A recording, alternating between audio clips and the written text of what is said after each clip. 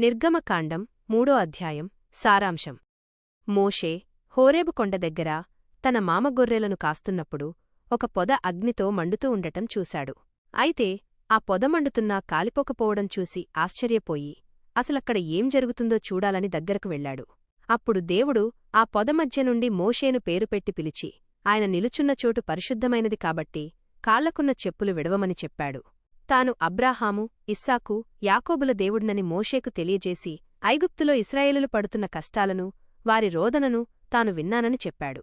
వారిని ఐగుప్తీయుల చేతిలో నుండి విడిపించి పాలు తేనెలు ప్రవహించే విశాలమైన దేశానికి నడిపించడానికి నిన్ను పంపిస్తున్నానని దేవుడు మోషేకు ఆజ్ఞాపించాడు. అప్పుడు మోషే భయపడుతూ, నేను వెళ్ళినప్పుడు నీ పేరేమిటని వారడిగితే ఏం చెప్పాలి అని అడగ్గా దేవుడు తనను తాను నేను ఉన్నవాడను అనువాడను అని పరిచయం చేసుకున్నాడు. ఐగుప్తురాజు మిమ్మల్ని అంత సులభంగా వెళ్లనివ్వడని, కాని తాను అద్భుతాలు చేసి వారిని లొంగదీస్తానని దేవుడు వివరించాడు.